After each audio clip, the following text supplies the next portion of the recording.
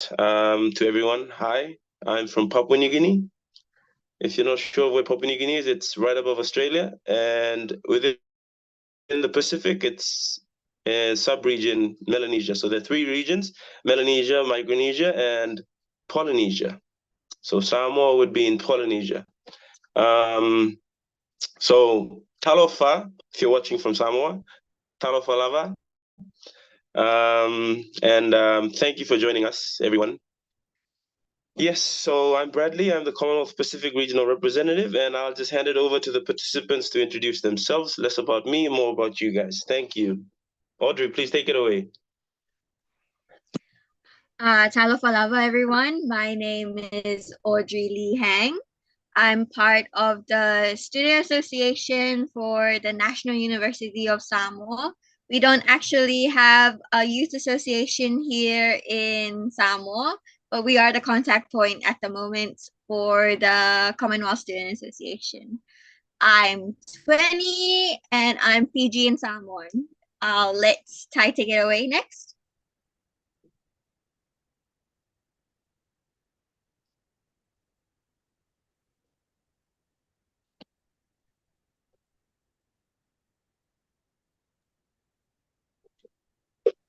Sorry, can you hear me now?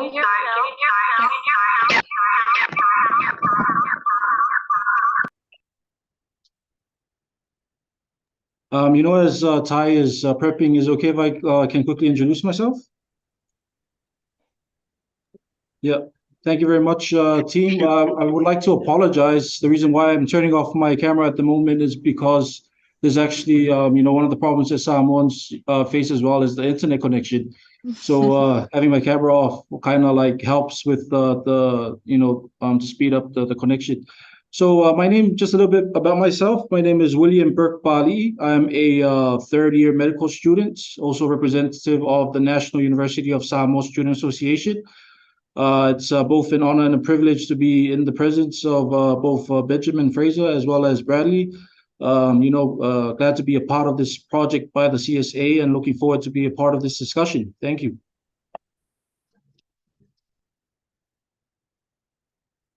Thank you.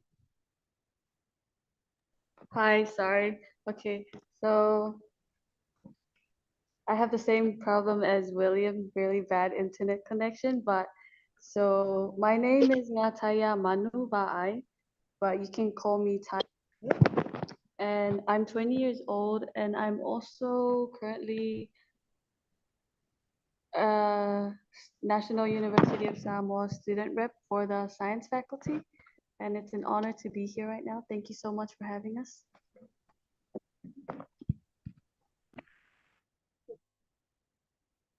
Awesome. Thank you so much, everyone, for your wonderful introductions. Brief, straight to the point. Guys, the internet connection problem that we have is, I think, but it's common across the Pacific. So I know what you guys mean. But thank you guys for joining. Benji, I'm gonna jump right into the questions. Little about the Commonwealth, but we want to know. I think everyone wants to know a little bit more about Samoa. Maybe some people do. I've heard from friends briefly, but if you guys could just tell us a little bit about Samoa, the language, ethnic groups, population, maybe the universities that are there.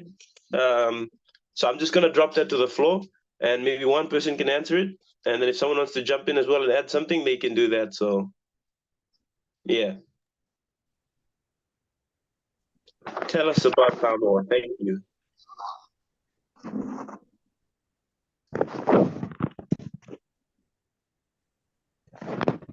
Okay. So Samoa is, as you all know, is a Pacific Island nation, a small Pacific Island nation. If you were to look onto the map, it'll be basically a dot, and it's a dot like you find right in the middle of, say, Hawaii and New Zealand. It's a beautiful place. I can vouch for that. It consists of 9 different islands. Samoa specifically, you also have the other group that is under the American flag or American jurisdiction, which involves American Samoa, Manua, and the other islands. We are also, as Brother Bradley has rightfully said, we're part of the Polynesian Triangle. Polynesian meaning many islands. We have two major islands, Upolu and Savai'i, and Samoa is resident to just over 200,000 people. You know, if you plan to visit, we've got some amazing beaches, great waterfalls, and you know, a lot to keep you busy for about 2 weeks or more, depending on your imagination. Yeah, yeah, our culture is a fairly simple culture. It is also rich in that we have quite a bit of history, especially with our sister islands. Yeah, and culture is heavily revolves around family, community, and church. Yeah, so thank you. Thank you so much. Does anyone have anything else to add? Anything, any highlight from history? Okay. Our ethnic groups, as Bradley's asked about, 99% of us, of the people in Samoa are Samoan, and that 1% is made of other Pacific Islanders as well as Chinese groups. In 1962, I think. Before then, we were colonized by New Zealand, and during World War II, we were colonized by Germany. You'll see a lot of German last names in Samoa due to that. Right. I think those are the two highlights from our history. Yeah, I just add on to the. That's interesting. Thank you, Audrey, for sharing. Sure. Shoot, So that's fine.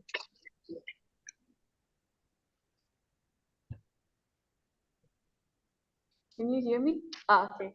So yeah, so in 1962 we gained independence from New Zealand. We were under the New Zealand administration, and before that we were under Germany's control. And so like here you'll see a lot of that 1% is made up of some Euronesians. So that's why we have some very white people and very like English last names and a lot of Chinese last names as well. It's like growing, and also so we used to have it was like a uprising movement called the Mao movement, and it consisted of various chiefs and matais in our culture, and they played a big role in Samoa gaining independence from the New Zealand administration, as they did a lot of peaceful protests to help us gain our independence from Samoa. Thank you, Ty. Honestly, that's so interesting. Euronesian, that's new to me, so I'll keep that in mind. Euronesian. On to my next question, and I think this is more to do with your experience. You can share a bit.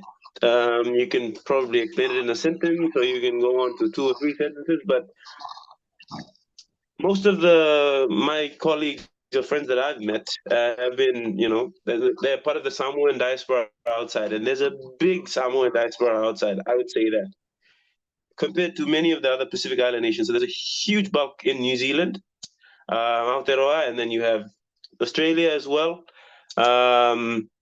So for you guys, I've heard from them what it's like being Samoan, but what has it been like, growing up in Samoa, born and bred Samoan?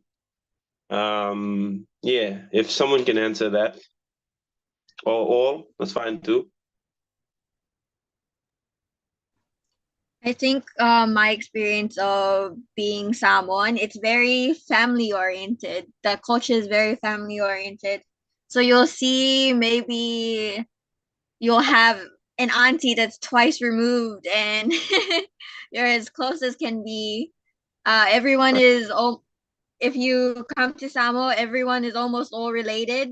And it's all about big families here in Samoa. You'll have aunties you'll never heard of. You have uncles you've never seen before.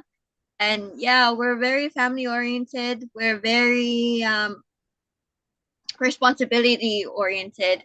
We have a saying tautua, which is to serve.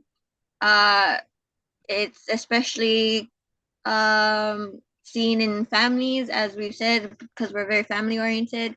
So tautua to your family, tautua to your country. You serve your family, you serve your country.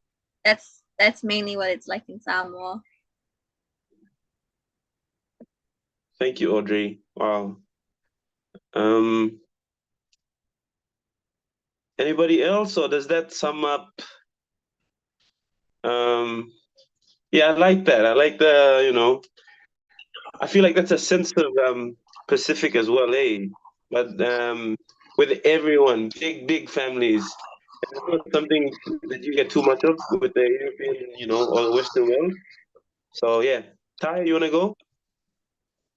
Okay, so in my experience growing up in Samoa, so my family, we're very Samoan. Like we're very traditional, and yeah. So like what Audrey said, so big family. We're all about family.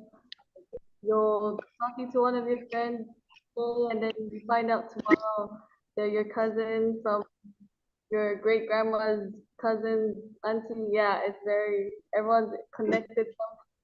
So you try and stay away from the boys. Pretty sure they're your cousins too. Yeah, like William, he's my cousin. And Tasha, we're somehow related too. And then so back to the traditional family. So yeah, like what Tasha said, the saying about tautua. So we have a saying that goes like ole ala ile pule, ole tautua. So in English, that it's basically the pathway to authority is to serve. So we have in Samoa, it's like in our culture, we have a hierarchy. And so the hierarchy is mostly mainly at the top is like the matais or the chiefs. And so we have the family members who serve the people, who serve the matais and do the owls. So when we have funerals, it's like a big thing. It's like not a tiny thing we have to do. We have, I don't know if you've seen the Iatoma, or we do, yeah. So we have a lot of those, a lot of money goes into it, stuff like that. Yeah, but yeah, basically we're very family oriented here in Samoa. Yeah, you don't really move out. You stay with your family. You can stay with your husband and your 10 kids with them until you pass away. Yeah, family is good to help Yeah. you. Thank you. Something just came to mind. So while we're on that subject, so I've heard that there's like there's the traditional Samoan, language, but there's also one that's specific for the chiefs, right? Am I It's not really a different language. Just we have it's the like same one, but how you the Mhm. use yeah, yes, if you're please. not If someone can explain that. I so if you're think not really you it's can just like liken it to Asian countries, how they have your formal language, and then you have your informal language. Right. yeah, Yeah. Right. Okay. very formal. Okay. Even sometimes I hear them saying stuff and I don't understand what they're saying because they use a lot of like old sayings in it. They can form sentences, a whole these old sayings, and it takes like a very someone who grew up in the culture to actually understand, and who someone who actually participated in the culture to actually Yeah. like fully understand what they're saying. Yeah, just to Apollo. add on that, right? So with traditional language or like the formal language, as Audrey has rightfully said, like for us, our chief system, we have two types of chiefs. We have the ali'i and we also have the tula fale. I think tula fale, if you were to translate it, would be the orator, right? The chiefs that speak for, say, for example, ali'i, which is I'm not too sure, but like high chief, if translated. So you also have different Yeah. formal languages that pertain to these two different types of chiefs here in Samoa. So, as you mentioned, the chief system is very important. It basically forms the backbone of leadership within the villages and also the country itself. Because if you're not a chief, the funny thing is that you don't actually have a voice within the village councils or the country itself. So it's a necessary, and the way that they actually communicate to each other is through that formal language. Wow, that's so interesting. Thank you. Thank you for sharing that. I actually have a lot more on that, but let's get it going. Honestly, Benji, please jump in. So I have actually been to Samoa for like 2 seconds. When I was in Fiji in 2018, there was a connecting flight, so I had to stop over in Samoa. And please just hear where I'm coming from as an outsider. I found it so interesting that the workers in the airport were barefoot. I found that so cool. Going through TSA and they're barefoot, I thought you can't get more authentic than this. Yeah. And then the other thing I wanted to ask is, you have a queen, yes? You have a prime minister and you also have a queen. No, not a ceremonial queen. We have a head of state. Head of state. Okay. Yes. Okay, got it. Which is basically the highest of chiefs. Okay. Yeah, like to add on to that, like there's 4 king chief titles for your information. So for our head of state, we actually select from those 4 king chief titles, right? Who would be the next head of state for like the term of 5 years. So right now, I believe that the king title, or the person that's the family, is called the Tuya Anna, right? And then you have the other 3, and then you actually choose from this selection of 4 chiefs. These the highest chiefs, as our president has mentioned. Wow, that's actually really interesting, Benji. Yeah. Your mic's off, Ty. So back to add on to that, so back in the old days, we did have a king, but he was a cannibal. Cannibal. Yeah. So there's a old legend, but we can talk about that some other time, about how he nearly ate his son. That's how he moved to being a cannibal. But yeah, back we used to have a king, but the missionaries and stuff, and we had a very big shift from our actual culture from way back then to where we are now. Ty is breaking up.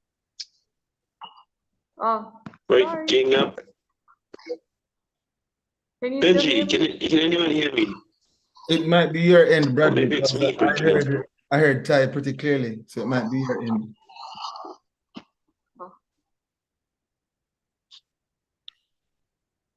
I think Bradley's frozen.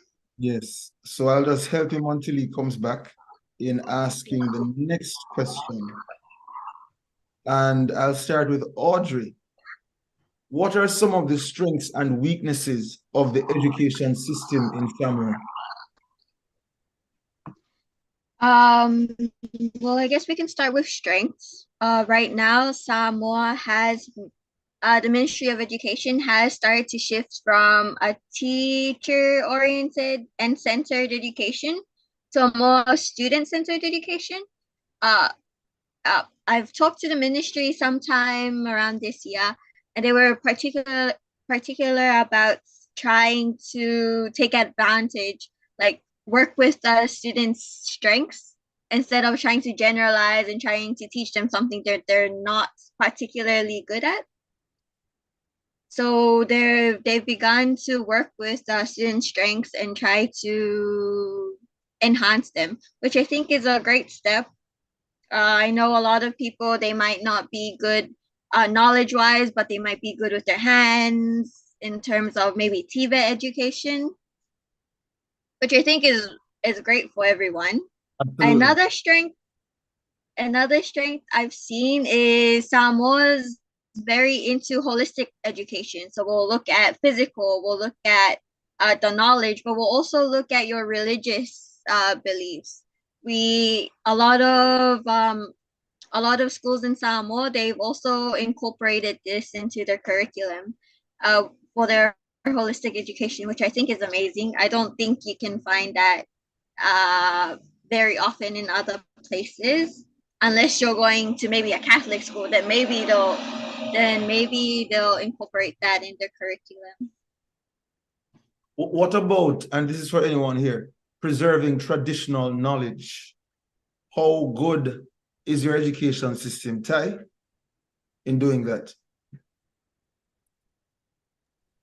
So I think that's another strength that our education system has, is because we teach our culture and traditions. We have a specific class that teaches our culture, and it goes to everyone. It like caters to everyone, not just a specific, but everyone has that. It's a compulsory class that everyone takes.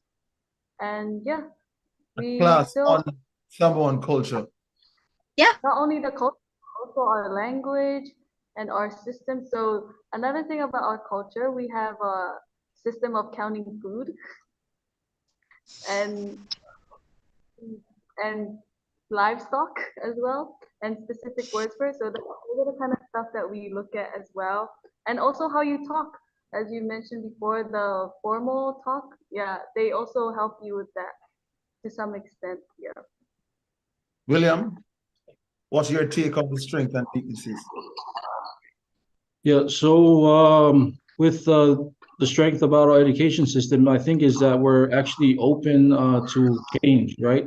So as the whole world is changing, I think with the leadership within our ministries, as well as the people that are governing the education system, I think they're actually open to changing it to, as Press has mentioned, they've actually made some changes into shifting it towards student focused, education system.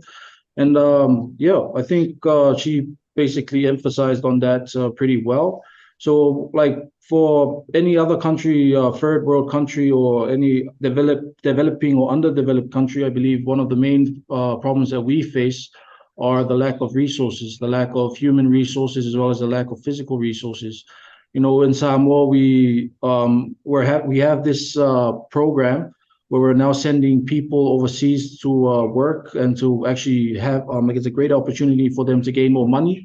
And because of that said program, we're losing a lot of workers within all industries. And this one of the industries that is heavily impacted by that is actually the teaching industry, where a lot of teachers are actually moving out, and we're lacking a lot of personnel in order to fill in that gap.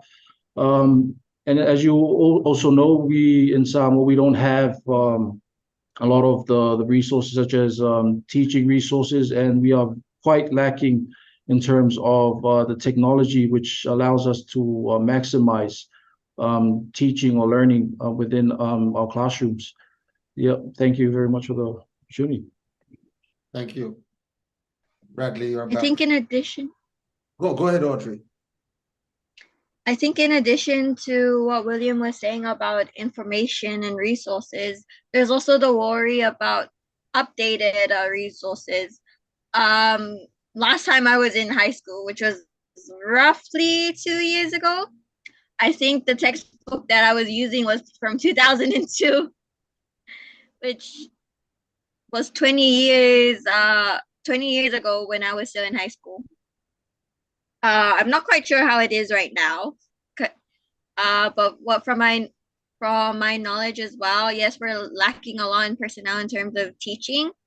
I know a lot of unqualified teachers, right? There are a lot of unqualified teachers right now, especially in secondary school, because primary, there's been a lot of interest.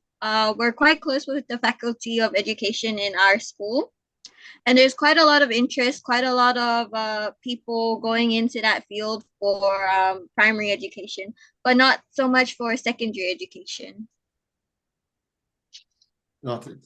Bradley, we just covered the question about the highs and lows of the education system in Samoa. So I guess we're moving into some of those questions on the pandemic, and you can take.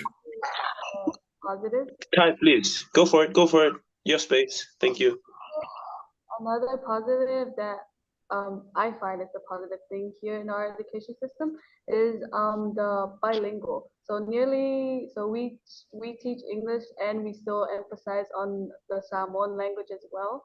So a lot of people here are bilingual, and also the community support. So here in Samoa, we also have study centers, which is usually hosted by churches or villages. So it's an area where kids go to like or brush on their basic numeracy skills and literacy skills, which is I think it's very good that the community gets involved with the kids, children.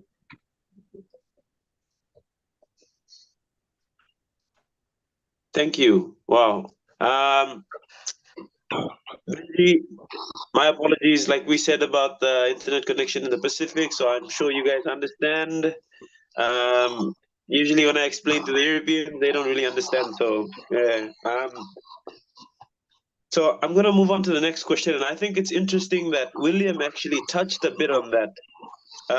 Not really, I don't know, and it's something to do with the labor mobility programs that we have, and I feel like that's sort of linked to the pandemic, and that actually kicked off around, it went in heavy in 2021, 2020, and it's gone into a big scale thing in the Pacific, right? Where we have a lot of our young people and our young workforce being put off as well. But I feel like those were some of the things that came along with the pandemic. But I want to know about your experience, and I'm sure most of you guys were in high school, and maybe not, yeah, not most, but yeah, how the pandemic actually affected the education system in Samoa from your experience and what you've seen, and if those implications or whatever has happened at that time is still it's still sustained, or has normalcy been restored, and things are back to where they were, smooth flow. So maybe share a bit about your experience from the pandemic and how it affected you, and yeah, that's open to the floor, so anybody can take that. So when the pandemic first started, maybe around end of 2019, was it? Yep. At that point when the world was struggling with the pandemic, our borders were already closed. We were actually struggling with measles. There was a measles outbreak for Samoa instead. We hadn't caught COVID yet as a country. In fact, we only caught it last year. Sheesh. Yeah, so we were struggling with measles instead. So we did experience a lockdown for maybe a month, roughly.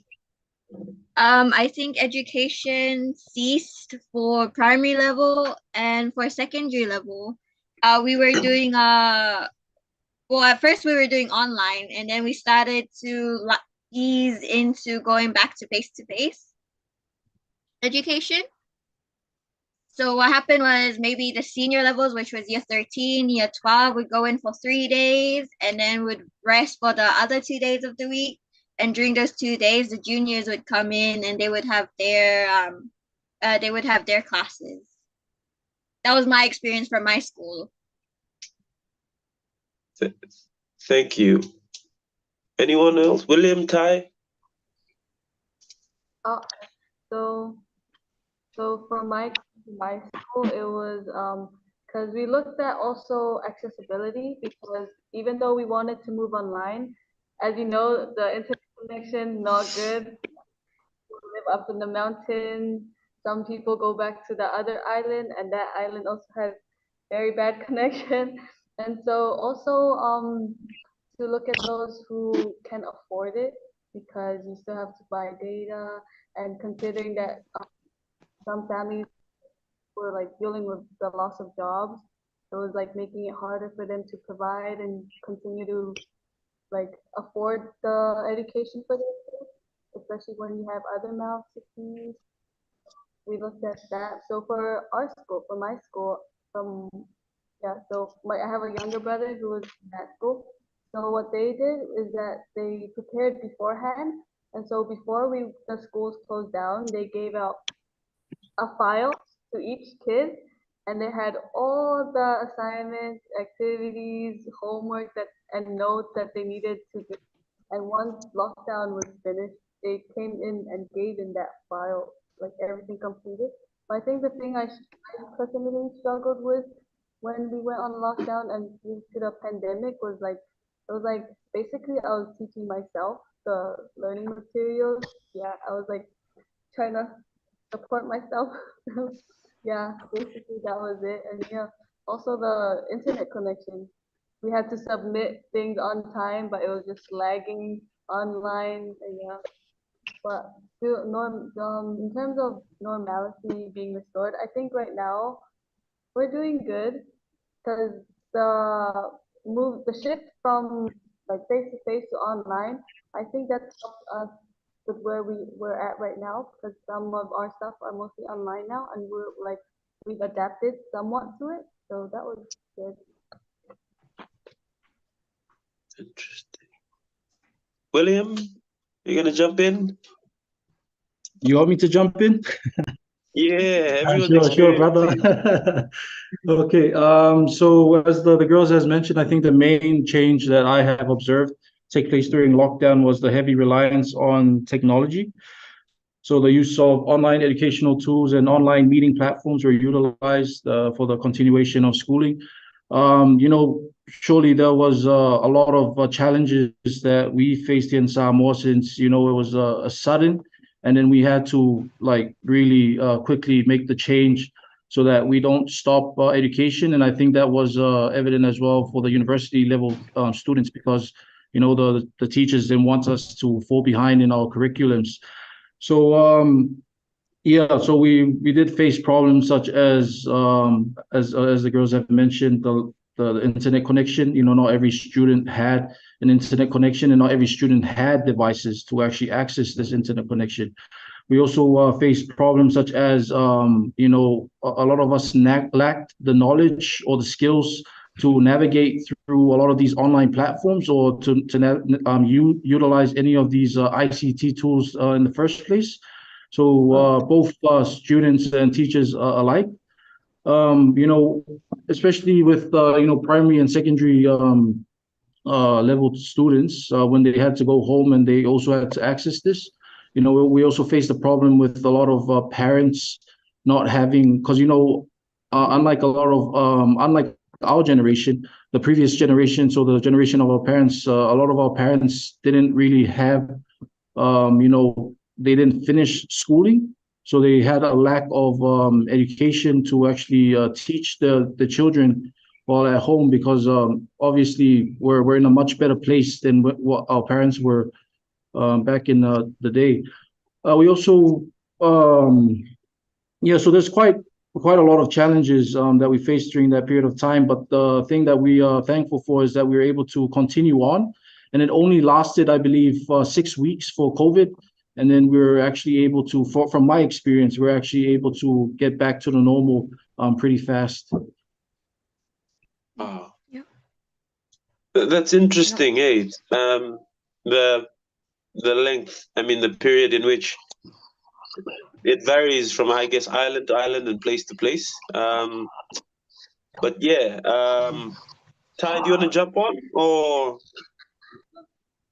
no? Okay, so I think it's interesting, and I think it's fitting that before I jump on to the next question, I just want to quickly, and I feel like this is an issue that's really affecting the education system and with the young people going further, our youth workforce, all that, even teachers as well, as William mentioned, which I think is very interesting, especially for the Pacific.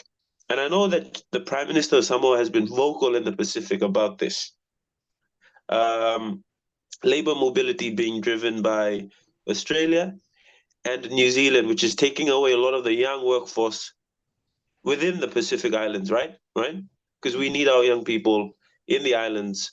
But when they go in search of better opportunities, and it's a ticket out of the life in the island. So I want to know how you guys feel about that, because I know that the Samoan Prime Minister has been openly against that, what Australia and New Zealand are doing with that. So please, if you can share what you think about that. And William, if you can touch on how it's actually affected the education system with the teachers, if there is any correlation there.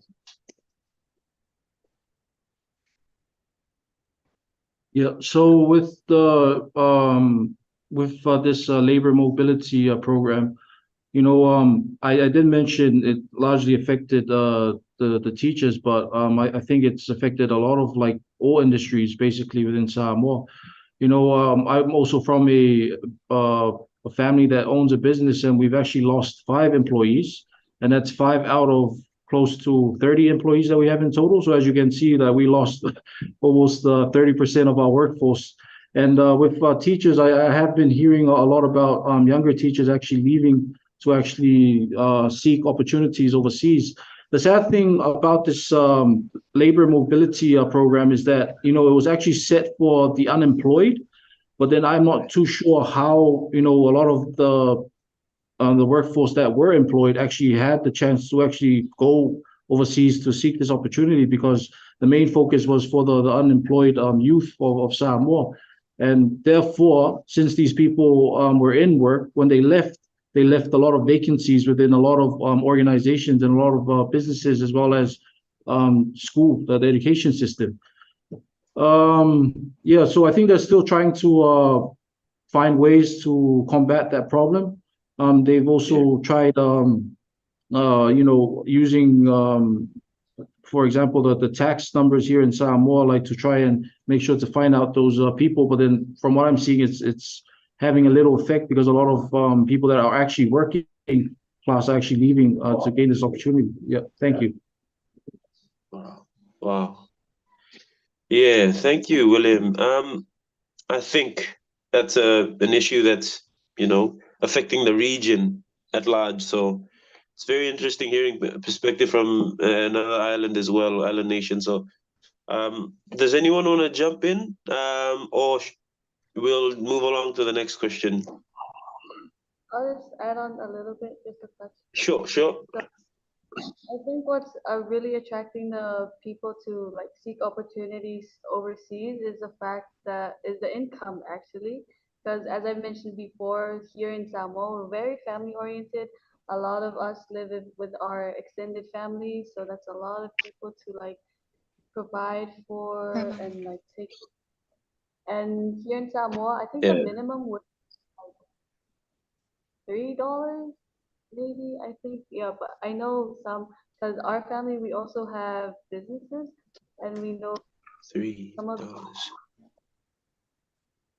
we have like, yeah, and so like we know that the workers don't make as much considering it's minimum wage, and like if you go overseas, the minimum wage is higher than us, and once you also come back to Samoa, you can convert that, and it actually just goes up. So I think that's another thing that people to seek opportunities elsewhere, because yeah, you don't really get paid that much, but if you go to after, I think maybe are, but okay.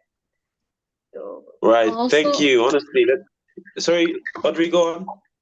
Just wanted to touch on very quickly on that as well. I think another reason why that youth may be so interested in leaving is because it's very hard to balance work life type of situation here, especially if you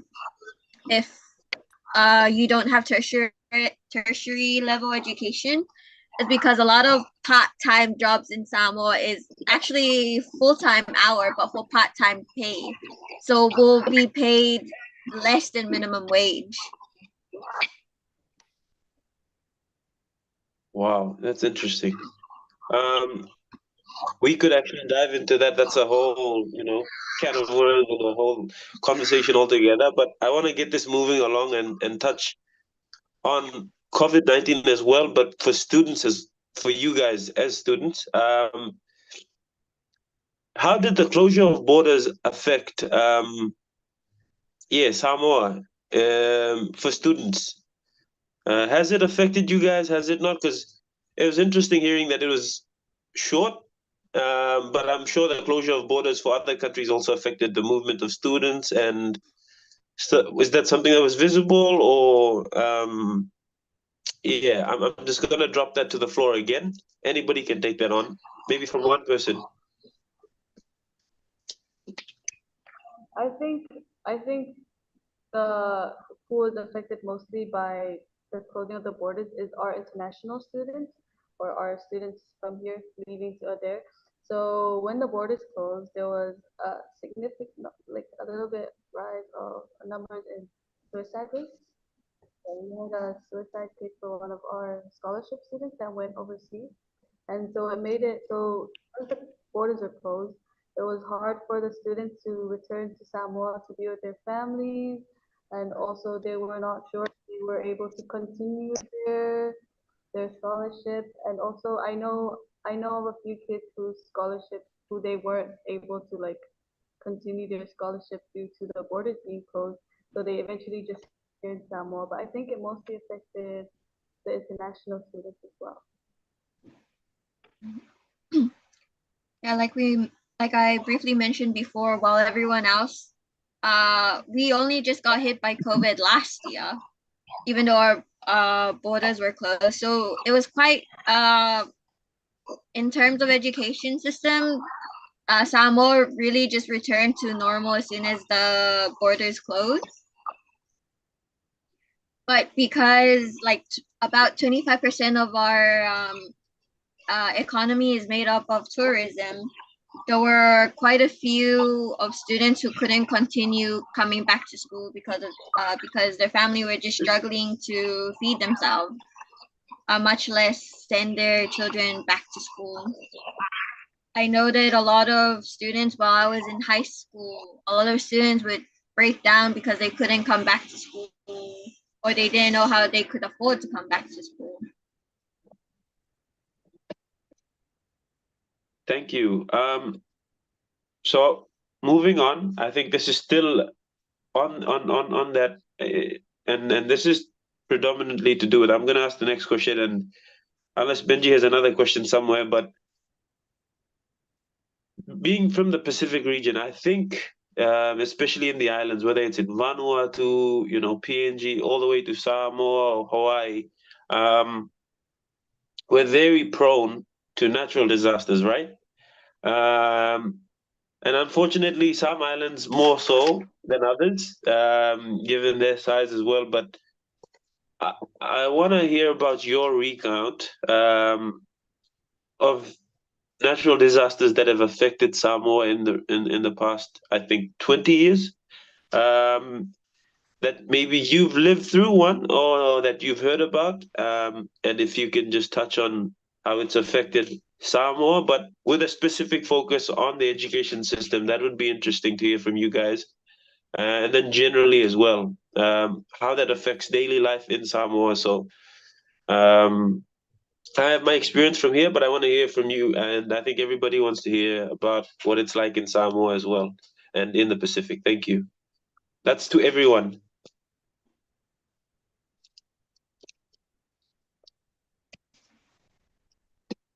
So, Yep. Okay. Sorry about that. Okay, with a lot of natural disasters, I think one common natural disaster that the whole Pacific faces is cyclones. And in Samoa, we've faced I think at least three, so like four cyclones. But then the most recent one was in 2012. And then we also had 2009 tsunami, which affected not only us, I think American Samoa and Tonga also got impacted by that tsunami. And then we had like flash floodings throughout the years, but then the major one just recently in June. How these affected, well, me personally and the education system is that in Samoa, like one thing that you find, and I find this beautiful about our people, is that a lot of us get our food from the land, from land and sea. So we're still like kind of still in tune with that type of lifestyle where we grow a lot of our crops. And then a lot of people would go to the sea to look for like meat, fish, and so forth. And then you have people that actually have livestock. As Ty has mentioned, that's also a big part of Samoan life. Is that even if we might not be working in the government or working to gain money, at least we can survive on plantation, on our livestock, or basically the land. So with these natural disasters, like it actually really damages and destroys a lot of these plantations that we live off. And then a lot of people that actually earn money from this, this is their only source of income. They also lose out on getting any money at all in order to support their families. With regards to the education system, um, let's just say for the 2009 tsunami, I think 4 primary schools and 1 secondary school was actually destroyed or devastated during that time. And what happened was, I believe, over 1,000 students were actually affected by it. So their education was discontinued. The good thing is, I believe UNICEF, in partnership with the government, actually tried to help these students get back into school quickly.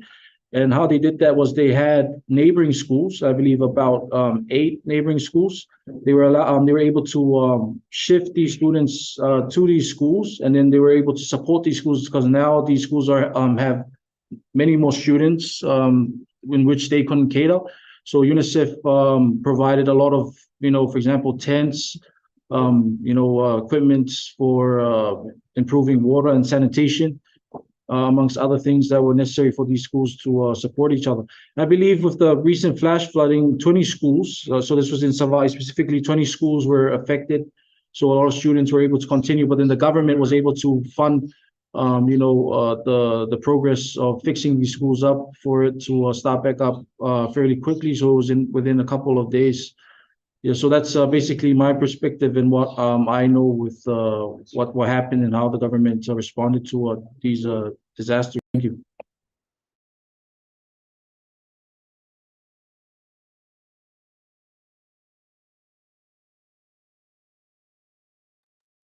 Bradley, Thank you.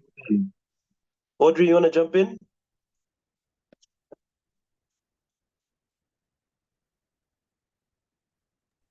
I think Will's covered most of it. With the 2009 tsunami, I was too young to remember anything that went on then. But with the cyclones, I know that education for all of these natural disasters, we tend to cease. We Education can't go on if everyone is just struggling to find food and shelter, which is what happens when most of the time when we're hit with these natural disasters. So a lot of the time, education ceases, especially for the primary levels, which have no good contact with their teachers, as well as good knowledge on how to work technology.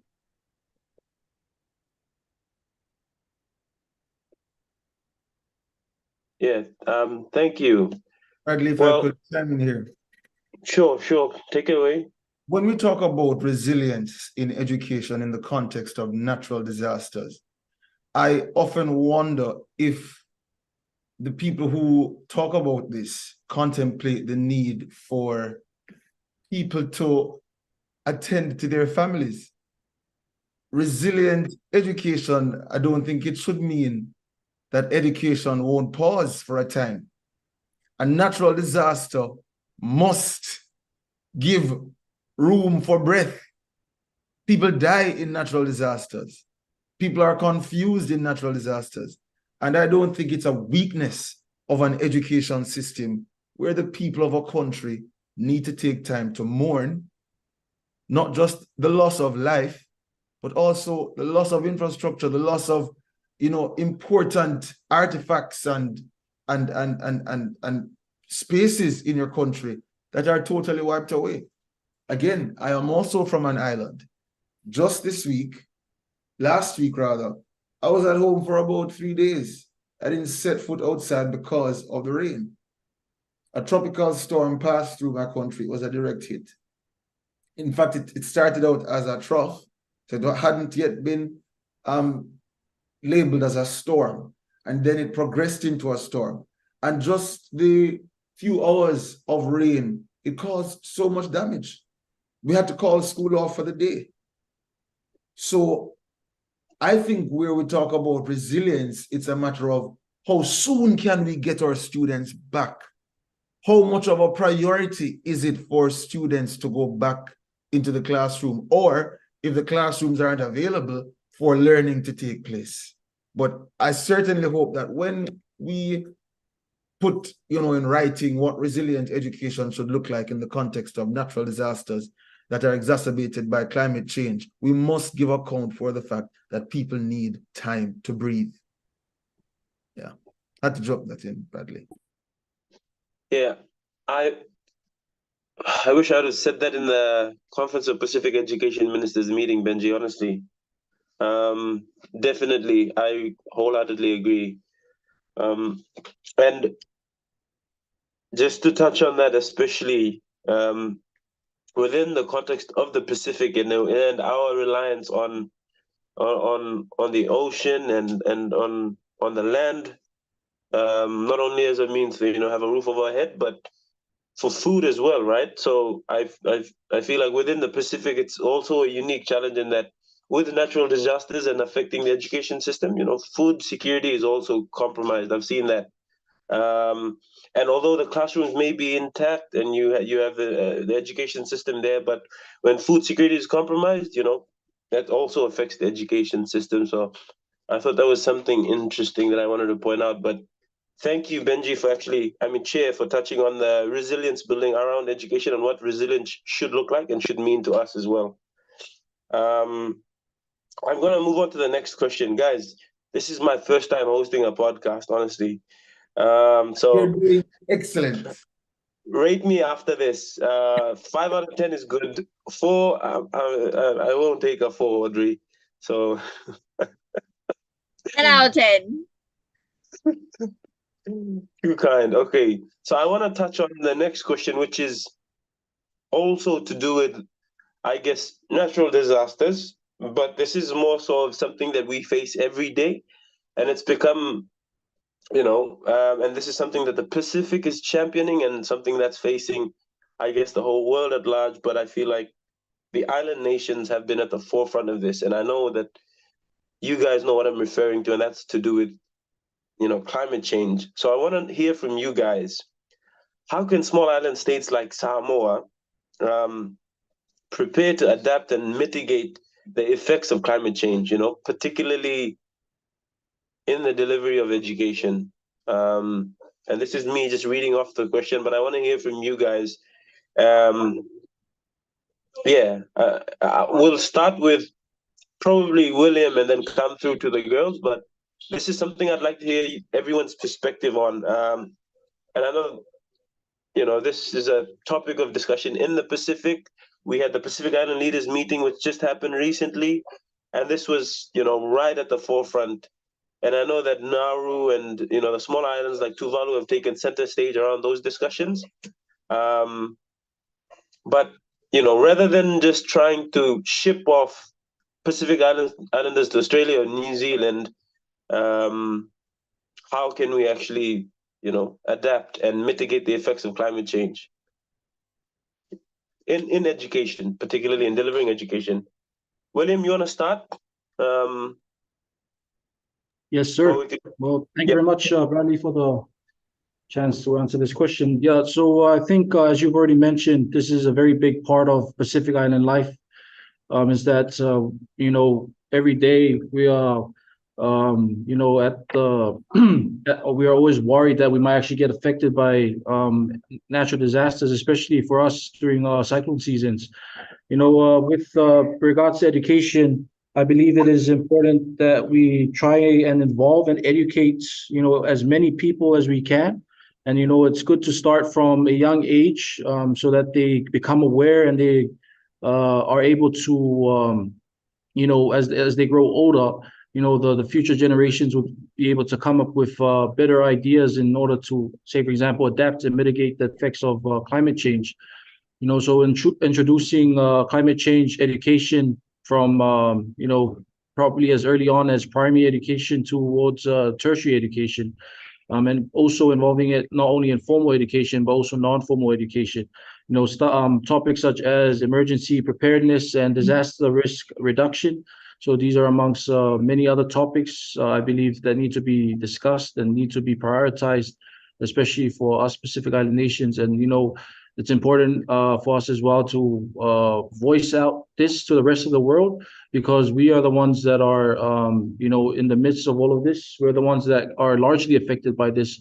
So it's important that we have a lot of activists or a lot of people that go forth and actually speak out to the world, because even if we do make changes amongst our people, we're only making, say, for example, less than 1% of any of this that actually is, driving the changes in these weather patterns, these severe weather patterns.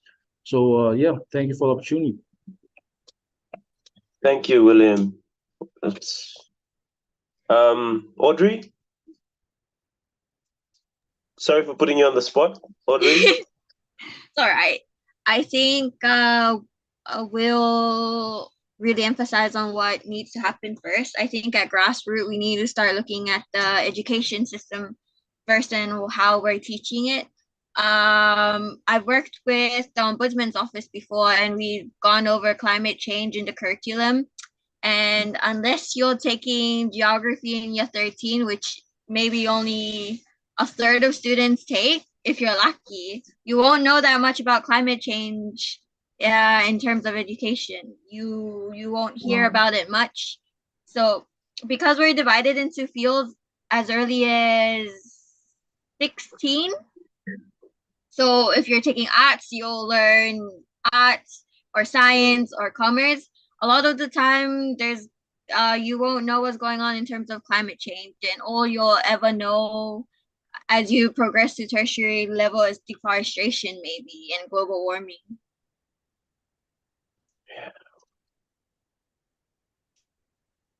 Thank you, Audrey. I think that's very interesting. I feel like I learned, and this is a system in the Pacific as well, right? We have a very rigid system. Sometimes our education system and the curricula is often, if not most of the time, all the time, out of date, right? And some of these issues, which are prevalent now and affecting us, aren't taught in the curricula and in the systems. And this was something that I actually touched on while your education minister was present as well at the Conference of Pacific Education Ministers meeting, because I was talking about resilience building around education, and it was around this subject area that we're discussing. But it's interesting, right, that we talk a lot about this at the political level, and it's prevalent and an issue that's pressing presently, and it's affecting us. And we say about the importance of involving young people, but there isn't an emphasis in the curricula to actually educate young people about it as well. So that's the same situation we have. I'm pretty sure in the Solomon Islands, because I've been to school there, in Vanuatu, and in PNG as well. So it's interesting hearing that from Samoa. Thank you.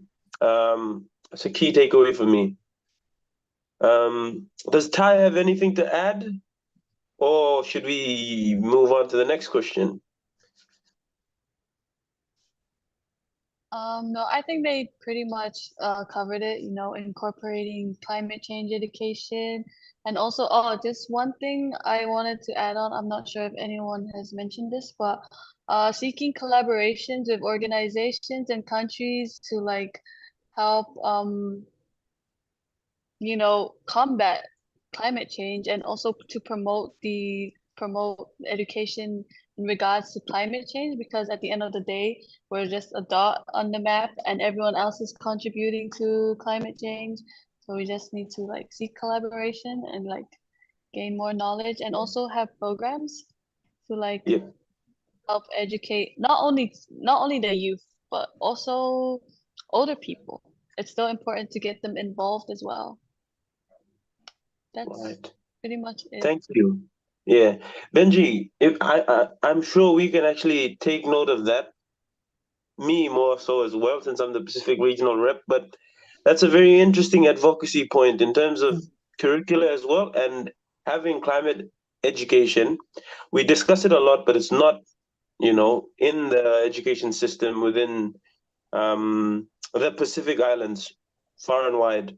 So I absolutely understand what Audrey, mentioned, because I knew nothing about climate change from year one all the way to 12, and even in through university. And everything that I learned about climate change was through the news, through the discussions, and in my own way. So other means. It's So that, something Ty said though that I'd like to echo. Collaborate, and I would extend it further, Ty. It's also solidarity amongst small states, teaching students about lobbying, because it's the big countries that really are causing the problem. We suffer. I was taught about climate change in my primary school years. Kudos to my government for doing that. But they would also teach us about mitigation, and coming to my own opinion about climate change, which I believe is real. I think teaching students from a country of 200,000 about mitigation, telling us not to burn trash, I think it's hogwash. The little trash you burn in your backyard has nothing to do with the massive carbon footprint that these large industrial nations produce. The earth has been in existence for millennia. Men and women have needed to burn for domestic purposes, but the large-scale industrial burning of fossil fuels perpetrated by these large nations that are unchecked is what has caused the problem. So some of these mitigation activities that they teach us to do as small islands, I think they need to go away with that. I think we need to learn from early that when we occupy seats where we can vote, like COP and whatever it is that they do at the UN having to do with climate change, we as those who grew up in these countries should have an absolute position. We who will become leaders and ministers of environment and prime ministers should have an absolute position when we have a vote to address these climate change issues. But telling us to do things to mitigate by some of these small things as if we can actually contribute to climate, to the heat, please. Before we came on here, Audrey told us how hot it was. And I told her how hot Jamaica is. And every year it's getting hotter. And it's nothing that we're doing to make it hotter. It's the big wigs. So kudos to that point, Ty. strong words. Thank you, Benji. Sorry, can I just add on a little bit to what you said about how there's so I've been to many conferences about various topics, climate change, child labor, but like you don't really see it like bearing any fruit, basically. It's just like a lot of talking, but really no action. So I think we should really cater to communities. That's where we can start building from, because if we look to the government, like, well, that's basically all we get. It's just a lot of talk and talk and talk, and then we don't see any results coming from them. But if we like really seek out collaborations and like into not only here in the national level, but also like international, to like actually do something. Like we actually need people who actually will take action and not just talk. So that's it. Thank you, Ty. That was amazing. Wow, that's a very interesting conversation to dive into. And carry on from there. But I wanna steer us on course so we finish on time and move on to our next question, which is on the issue of student safety and security, and the sort of issues to do with student safety and security vary across the Pacific. But I guess for the sake of the question, there's a specific focus on bullying in Samoa, the issue of bullying, within the education system and schools. if we can touch on that. Tell us what the situation is like. I'm gonna get William to jump in, but if you can tell us what the situation is like. Is it improving? And what solutions do you propose? And additionally, if there are any other issues of student security and safety that you feel that are relevant for us to discuss, or that you want to mention, and then we can go on through Audrey and finish with Ty. So this is something interesting that I want to hear everyone's perspective on. Yeah. Yeah, thank you. So with bullying in general, I think this is a massive problem across the world, and I think this is also a very important problem that we should discuss as well in Samoa. Like with regards to the amount or the rate of bullying in Samoa, I don't think we have any information that we can use to quantify or use to see how severe this problem is in Samoa. And but then from my personal experience, from what I've seen and what I've experienced, is that bullying is still very it's pretty bad here in our country. And I believe there was a study that was made by a publication known as eClinical Medicine, and I think for 2019 that Samoa had the highest rates of bullying within adolescents, both males and females, within the world. And that was like a pretty sad study to actually see and read and actually come across. And it actually kind of shows that this is a very big problem and needs to be addressed, not only by us students or by educators or teachers, but as well as the government. And I think the government has gotten involved. This problem has I would say has a huge correlation to social media, as in a lot of the bullying takes place on the online platforms, and I think it's also hard to manage, especially for our country, since we don't have a lot of qualified people that can actually protect students or other people or anyone else that's getting bullied online. And I think with a lot of what's happening and what the government is trying to do is actually educating students, through workshops or other places, in order to try and ignore these type of messages or these type of inhumane actions, and also to tell them to keep the evidence and to send it to the right authorities to actually act on it. And it's also important for not only the government, not only the students, or not only the teachers, but also the parents to get involved.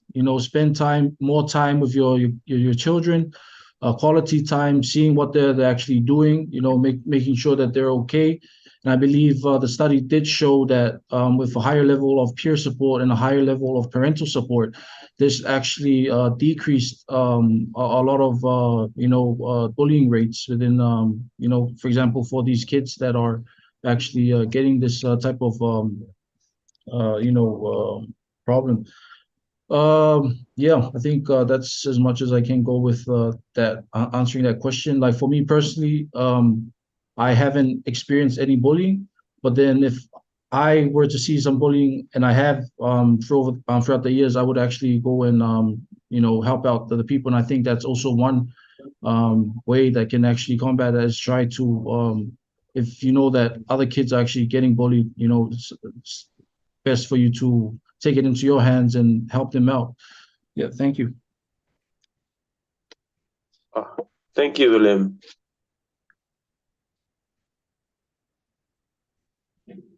Ty, Audrey, you want to jump in?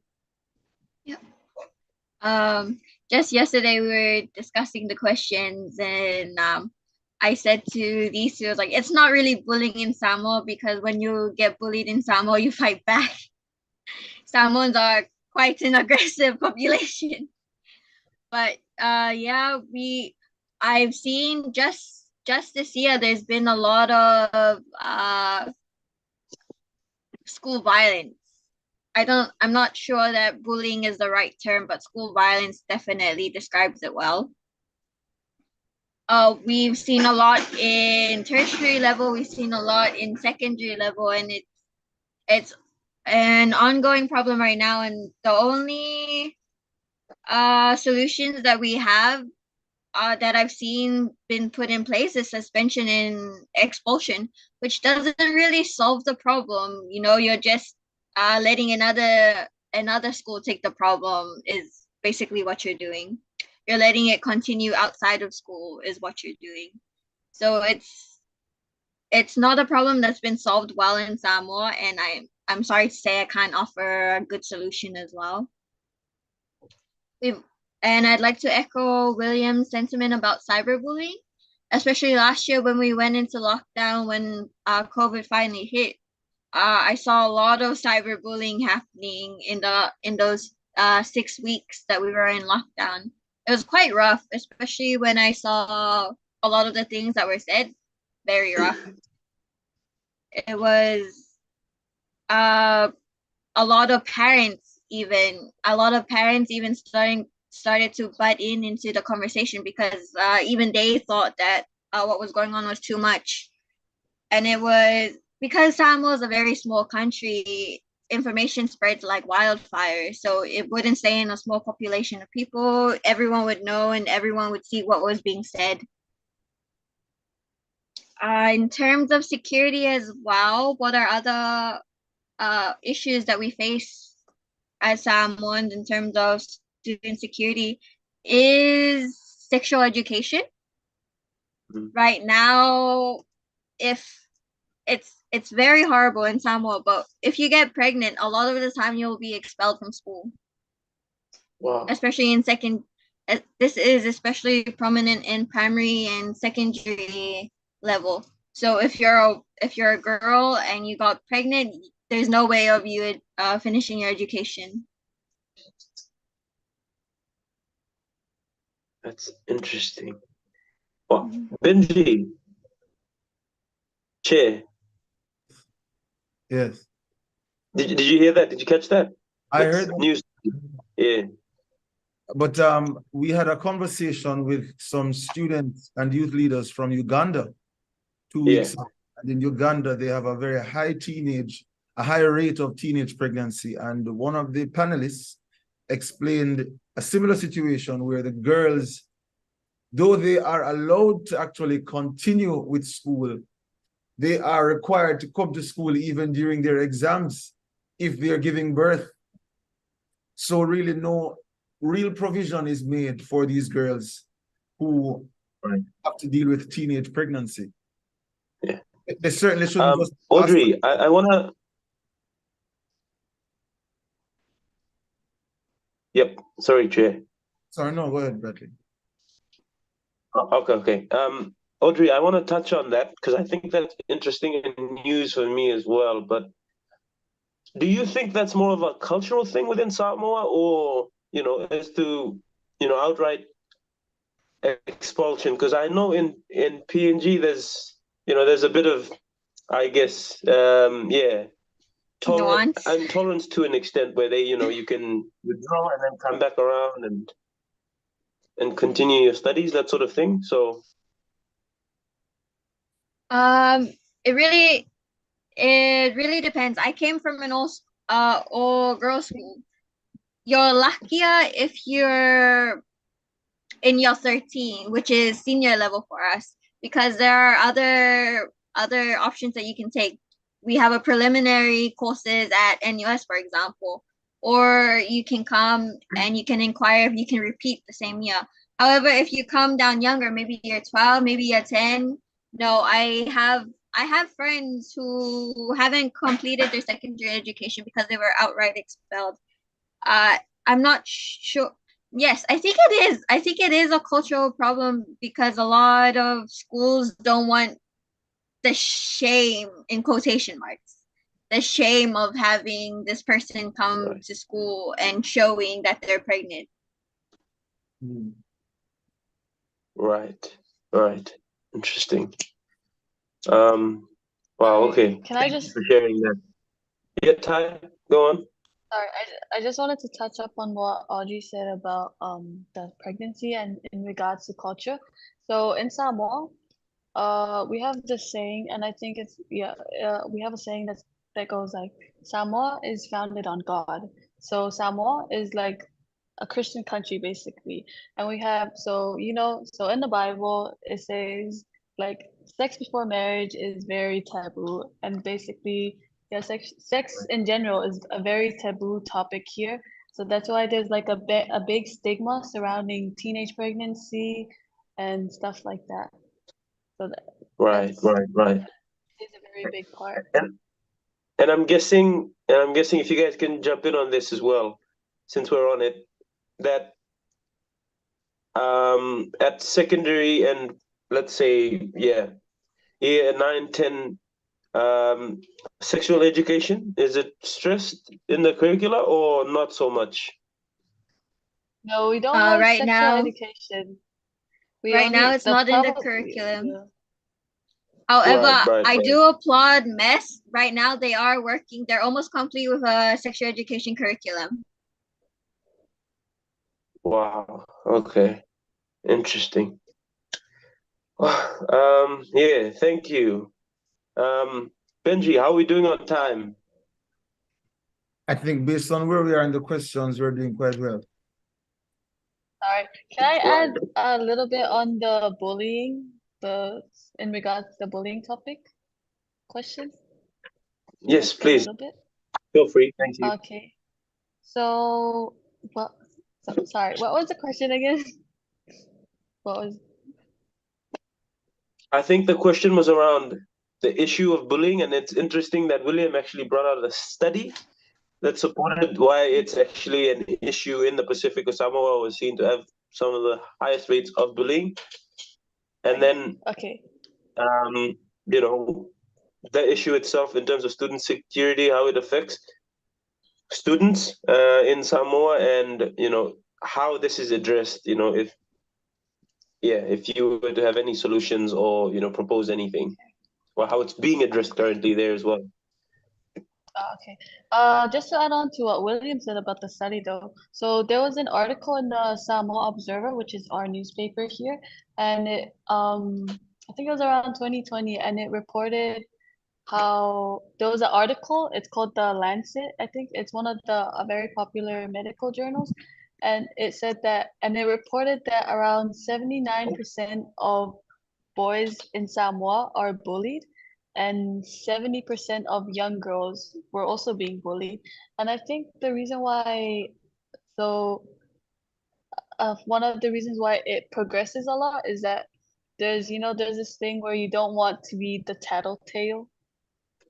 Right. Yeah, because from from where from my school experience, when someone was getting bullied or when a boy was being bullied, if you were to tell on the teachers or whoever that this person is being bullied, you'll be regarded as a faikala, which is like, or also like, I think it's like, yeah, basically a tattletale.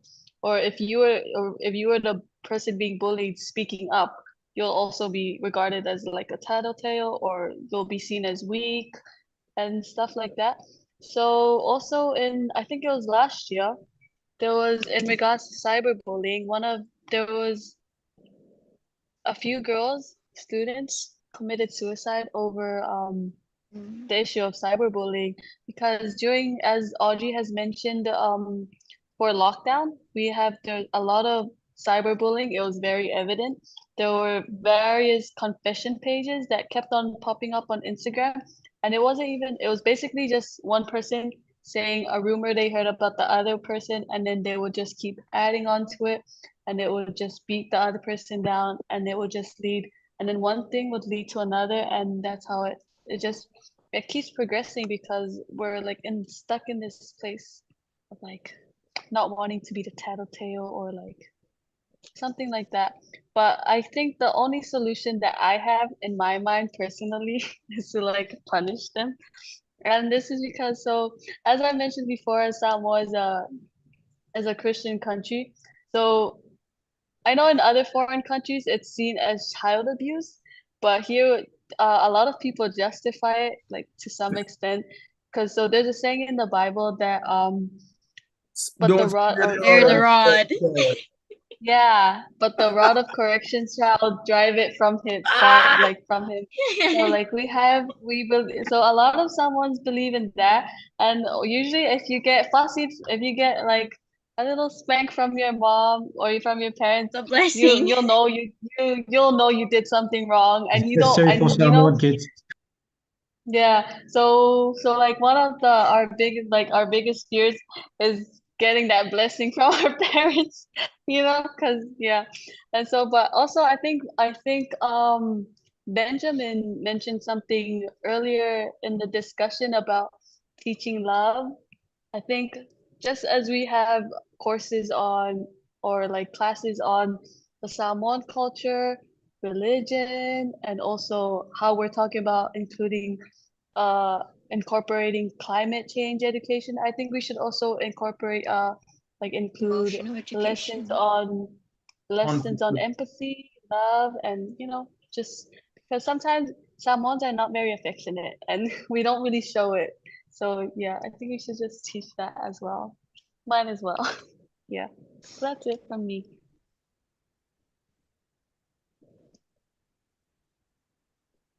All right, Bradley. Well, we are at the end, and we're asking each of you to, Bradley is here. Yes. No, Chair, you're on point. Honestly, I think it's a great experience for me, firstly. That's why I've all smiled. I really smile. He knows. Yeah, really interesting hearing about the education system from this sort of medium. I see why Benji has a lot of fun and why he loves doing it. So I might have to join him more as a Good. co-host. Yeah, Good. I might. I lost my job over this, man. You gotta give me more work.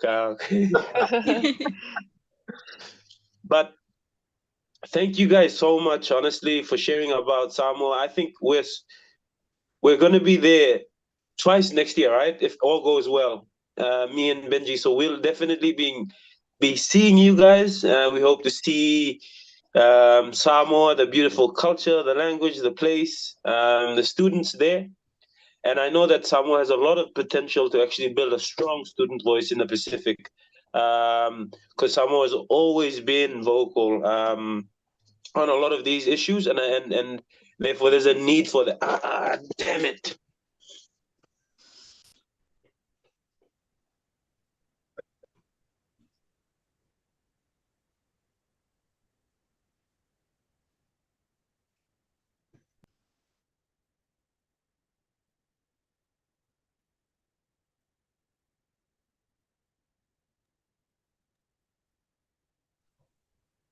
All right. I'll allow Bradley to recoup.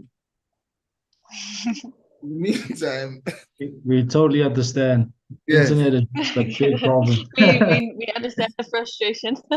yes. In the meantime, I'll ask each of you to render your closing remarks in your local tongue. William, if it's possible for you to show your video while doing that, I would really appreciate that because we're going to clip this up and make short videos of it. So whatever you'd like to say, a message of hope, anything in relation to what we've said earlier, let me start with William. Yeah, whaftai lava mora manoa. Yeah, if you have there for ile ava no e moli atu waile nganga whaftai I Wosunga Bradley Martin o le president o le CSA po le Commonwealth Student Association e papena foi sunga ia Bradley ia o le taitai po le leader o le region under le Commonwealth Student Association. Ia e le whaititia foi le nganga whaftai I o e lo mai mo mai I nei por kalame. Ia inga ma po mai. Ia o le nei por kalame o se por kalame ta ua tele se por kalame o te iloa e a foi. E au ngā tele I le alunga I luma o tuenga talanoanga ia, talanoanga whatau I tamaiti a onga, tamaiti universite I por kalame tamawhai ia whaati na e aia, whaatia e aia isi isi protective o ingale ia tamawhai e whaale ia ia mo asosi tapaitia onga ia au sei lo fo e wo ye fo sia nga o lea por kana me a te au ia I lo ia o langa taimi foi o langa foi ngale tapaitia onga ia vea foi o le tatalo o talo ia tu maule anga lei ma le alofa le ali I au lua I le monei por kalame ia o mātou ia o le ala mātou tapua ia tu ma le malosi I le lua whainga whaiva ia paulava nā sitala a whape ua sasi se upu ia whaamangalo mai ia ai alo whātu mai o alo mai mo mai ia whaftaimana manoa. William, I hear that there are almost 1,000 languages spoken in the Pacific. Which one was this? That's basically Samoan, brother. Samoan, okay, thank you. So I know that the listeners from Samoa who will tune in on Spotify or Apple Podcast or the Google Podcast or YouTube or Facebook will appreciate what you rendered just now. But just give me a summary of what you said. Yeah, so basically I thank you to both you and the brother Bradley for this opportunity, especially for us here, for us to represent our country. It is one of those rare opportunities where we're able to represent the student voices, especially for us here in Samoa. This is a great project, trying to unite the Commonwealth. And, I just wanted to say thank you. Thank you very much to the both of you for actually allowing us to join this podcast to actually voice out our opinions, basically, about these topics that we did talk about. And also, as Ty has mentioned, we are a Christian country. I also, would like to, give God the glory and also thank you both, right? Thank you both for, and, actually pray that God will not only bless you both, but also bless this project so that it will, go as far as it can be, and that whatever the goal is, the end goal is for you as the president, as well as the brother Bradley, that it will be that will be a great success. Yeah, so that's it from me, brother. Thank you, William. In a nutshell, thank you. Thank you. Audrey, you're up. Unfortunately, I neither speak good Samoan nor Fijian. Well, you could just tell us then in English your closing remarks. Yes, I'd like to echo.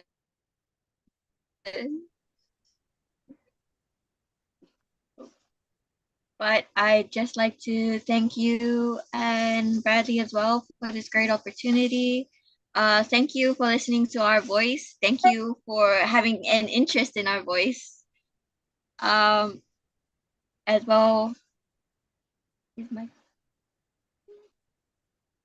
I'm sorry, I can't tell if I'm frozen. No, we're hearing you. We're hearing you. Okay. Yes. Thank you for the interest in our voice. It's been a pleasure to share with you what we experience as students. It's nice to know that someone is interested, to know what we're facing, what struggles we have, as well as what we can give our country an applaud for. That's it for me. Thank you so much and have a blessed day. Thank you. Ty?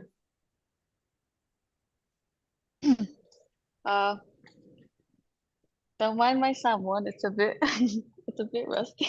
But okay, mo lava na molili nga makaftaile tua mole ne ama no matu mo ina fatala tala no ina ia ni mitau mole at void faftailo sunga ya Benjamin papia fo ya Bradley mo dua invitation ya te mato e fatala tala no ina ia ne matau putau e mafainta tonga lua fatala se awa peole awa o le telefo yo lima e mama se avenga ya ai tawale o tai lava mole avano pamoni ele tu ya o lu fofuanga tutu tai lava. Thank you. Quick summary. I'd love to hear what you said. I basically said, first I want to thank God, and I want to thank both of you, but in a proper way, for the opportunity you've given us so we can talk about these important and pressing topics.